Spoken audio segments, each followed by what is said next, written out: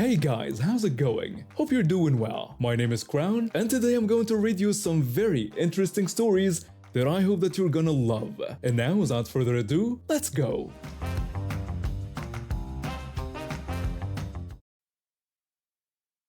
I've been a fuel delivery driver for the past 7 years, and honestly, I love my job. Started right after college when I realized my business degree wasn't doing much for me in this economy. My uncle, who owns a fuel delivery company, offered me a position, and I jumped at the opportunity. The pay is great, the hours are flexible, and most people are pretty understanding about the minor inconveniences that come with the job. Well, most people except for what happened yesterday. I was doing my regular delivery route to a gas station I've been servicing for years. It's one of those modern stations with the tank access lids right by the parking spots. Usually, when I need to make a delivery, I have to block all the parking spots in front of the building. It's just how the setup works. Most folks understand this, and I try to be as accommodating as possible. If there are cars parked, I wait patiently. During busy hours, I put out cones as spots become available to prevent new cars from parking until I can position my truck. So there I was, following my usual routine. I had my cones out and was waiting for the last car to leave so I could pull in. That's when this woman, in a shiny new Tesla, shows up. Now there were plenty of spots just 50 feet away, but apparently that was too far for Her Highness to walk. She gets out of her car, looks right at me, and moves my cone to park right in front of the door. I hopped out of my truck and went inside to talk to her. I politely explained that I needed to make a fuel delivery and asked if she could please move her car, pointing out that there were plenty of spots just down the way. Her response was anything but polite. She rudely told me to get bent and that I could wait until she was done. Her tone was so dismissive, like I was some peasant interrupting her royal duties. Well, two can play that game. I went back to my truck and pulled in behind her Tesla, leaving about 2 inches between my truck axles and her bumper. I set my brakes and started hooking up my hoses. Because of her brilliant parking job, I couldn't get into my ideal position, which meant I had to use my smaller 2-inch hose instead of my usual 3-inch one. I had barely started the fuel delivery when she came storming out of the store. She started yelling at me, demanding to know what I thought I was doing. She threatened to call the police for harassment if I didn't move my truck immediately, claiming she was in a hurry. I threw her own words back at her, telling her to get bent and that she could wait until I was done. When she demanded to know how long it would take, I explained that while it normally took about 45 minutes, because I had to use my smaller hose due to her parking job, it would now take about an hour and 15 minutes. She let out this screech that probably scared birds away in the next county.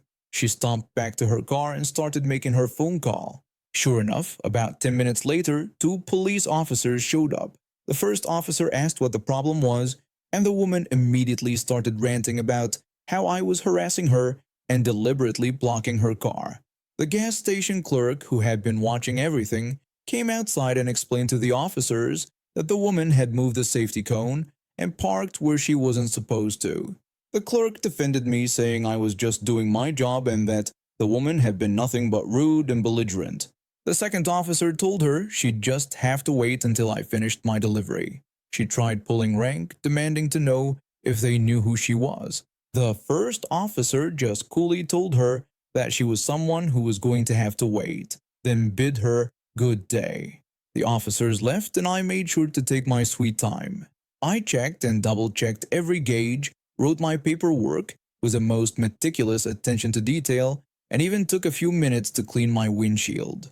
All in all, she waited an hour and a half. When I finally moved my truck, she was fuming. She jumped into her Tesla and zoomed around me like she was in a Formula One race.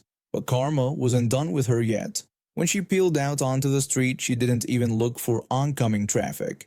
This massive pickup truck with a heavy-duty cattle guard bumper came cruising along, and wham! Right into her driver's side. The sound of crunching metal and shattering glass was almost musical. Her precious Tesla spun around like a top before coming to rest on the sidewalk. The pickup truck? Not even a scratch on that cattle guard. When she stumbled out of her car, completely unharmed but absolutely shocked, She looked back at the gas station just in time to see me, doubled over with laughter. I could barely breathe, but it was worth the risk of an asthma attack. The pickup truck driver, this massive guy with a handlebar mustache, just got out, looked at his bumper, shrugged, and called the police. When the same two officers showed up, they could barely keep straight faces as they took her statement. Turns out running a stop sign and failing to yield right of way is a pretty expensive ticket, especially when you've just totaled your Tesla. After 3 tours in Afghanistan and losing my left leg below the knee from an improvised explosive device, all I wanted was to get home to see my family. My service dog, a German Shepherd, who's been with me for the past 2 years, helps me maintain my balance and assists with my post-traumatic stress disorder episodes. He's literally been my lifeline. The flight started normally enough. I had my usual aisle seat, which I always book because it's easier to maneuver with my prosthetic. My dog was quietly lying at my feet, not bothering anyone. We were about 30 minutes into the flight when I heard someone making a commotion a few rows behind me. I heard Karen frantically calling for a flight attendant. When one came over, Karen immediately started complaining about there being a dog on the plane. She claimed she was highly allergic and warned that she was going to have an attack if something wasn't done immediately. I turned around to see a middle-aged woman frantically waving her arms, her face getting redder by the second. The flight attendant, bless her patience, tried to handle the situation professionally. She explained that my dog was a service animal noted on the passenger manifest and legally permitted on all flights. Karen didn't care about any of that. She kept yelling about how she'd paid good money for her ticket and was entitled to a pet-free space, demanding that the dog be removed immediately. The flight attendant calmly explained that removing a service animal was against federal law, offering instead to reseat Karen in a different section of the plane. This only made Karen more agitated. She started claiming that while she'd never had allergies before, she could feel them coming on right at that moment. At this point, she started rummaging through her bag and pulled out a bag of pretzels. To everyone's horror, she actually started throwing them toward my dog, trying to lure him away. I had to speak up then, asking her to stop throwing food at my service dog. I explained that he was trained to ignore distractions and that what she was doing counted as harassment. Karen just scoffed and started ranting about her rights as an American citizen. The situation was getting out of hand, and I could see other passengers recording the incident on their phones. The flight attendants huddled together briefly before one approached me. She offered to move me and my service dog to first class, mentioning they had an empty seat available. Before I could even respond, Karen jumped up from her seat screaming in outrage. She demanded to know why I was being rewarded while she, the victim, was being ignored. She insisted that she should be the one getting upgraded. The flight attendant tried to calm her down, asking her to remain seated for everyone's comfort and safety. That's when she completely lost it. She lunged forward and grabbed the flight attendant's hair, screaming incoherently. Several passengers jumped up to help restrain her, and the pilot announced we needed to make an emergency landing. We ended up grounded at the nearest airport, where law enforcement was waiting. They escorted Karen off the plane in handcuffs while she screamed about discrimination and threatened to sue everyone. The other passengers applauded as she was removed. The airline pressed charges for assault, and I later learned she was placed on their no-fly list.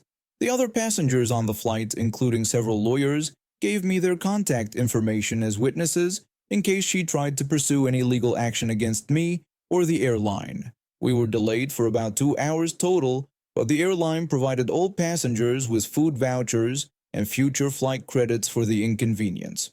They also honored my first-class upgrade for the remainder of the journey, and my dog got extra treats from the crew members who couldn't stop apologizing for the whole ordeal. One of the passengers recognized Karen from their workplace and told me she was supposed to be flying to an important business conference.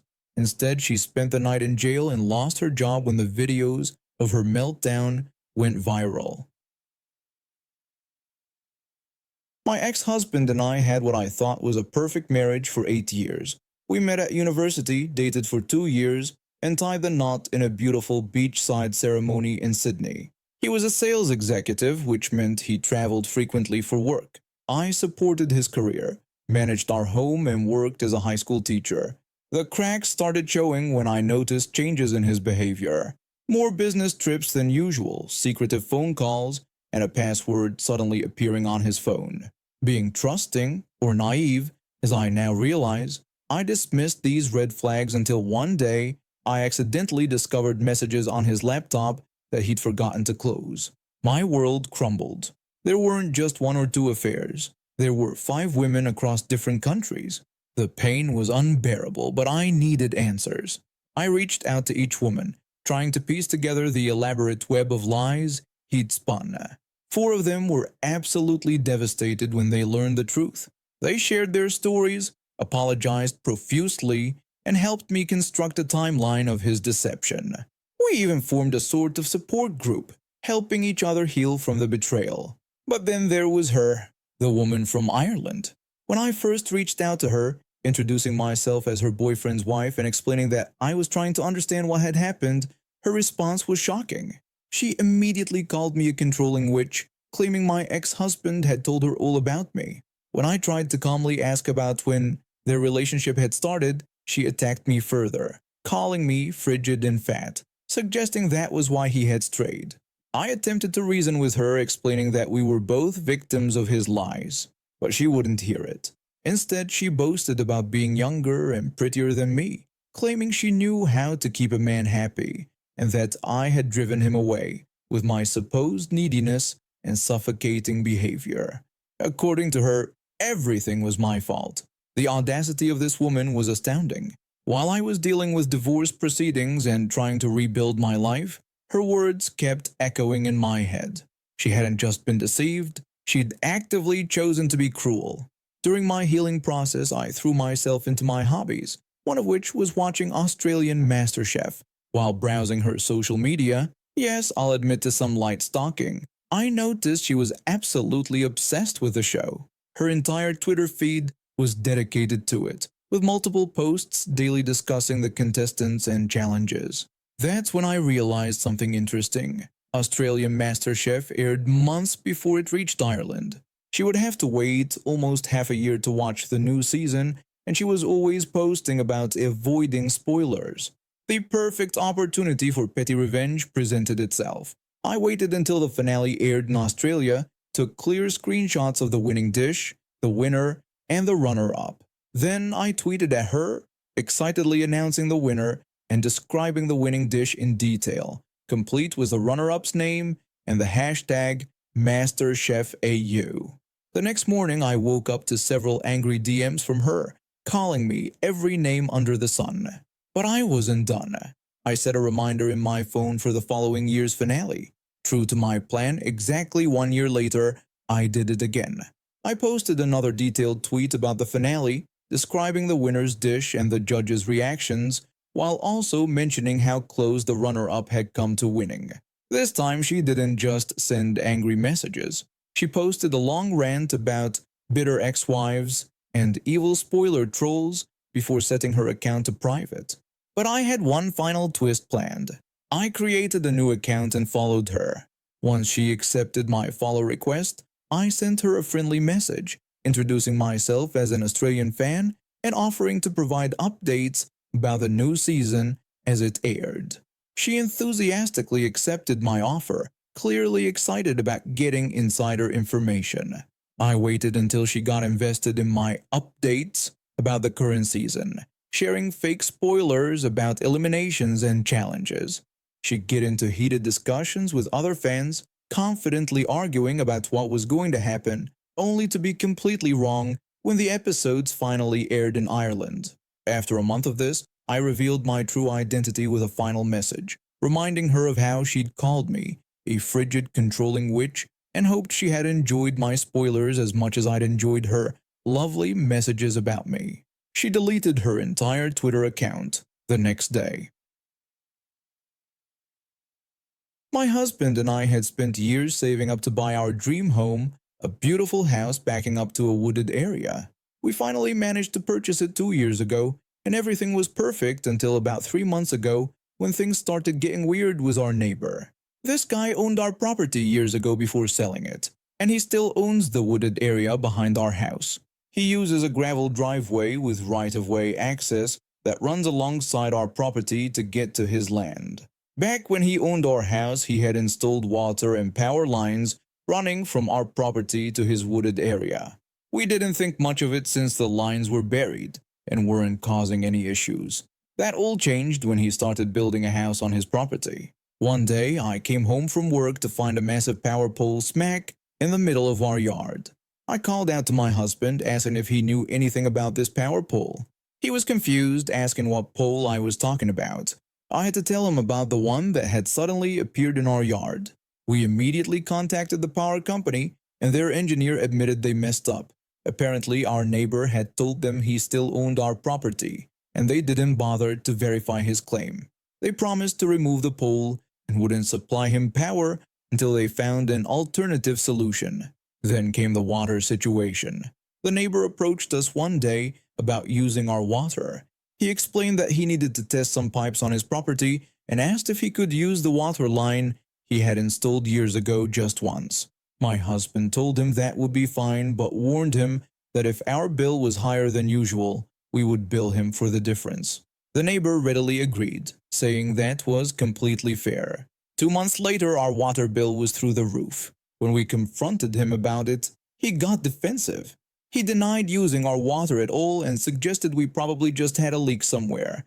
But we knew better. My husband had noticed a brand new hose attached to the spigot connecting to our water line, and their construction site was always suspiciously muddy even when there hadn't been any rain. We did the math. We were missing about 20,000 gallons of water. If we had a leak that big, our yard would have been a swamp. My husband decided enough was enough and cut off the water line leading to the neighbor's property. Suddenly, the very next day, a water tank appeared at their construction site. What a coincidence, right? Things escalated when several unmarked trucks showed up on our property, inspecting some damage from their construction work. My husband went to talk to the workers, thinking they were checking the water lines. He explained to them about the 20,000 gallons of water we had unaccounted for, saying he wasn't sure if it was on our property or going somewhere else. The next morning at 5 a.m., yes, 5 a.m., we got a text from the neighbor. In it, he claimed his workers had told him we accused him of stealing water. He threatened to sue us for character defamation and demanded a written apology immediately. This guy installs an illegal power pole on our property, lies to the power company about ownership, clearly uses our water without permission, and then threatens to sue us. We decided to take action. We hired a surveyor to mark our property lines clearly and got a plumber to inspect all our water lines.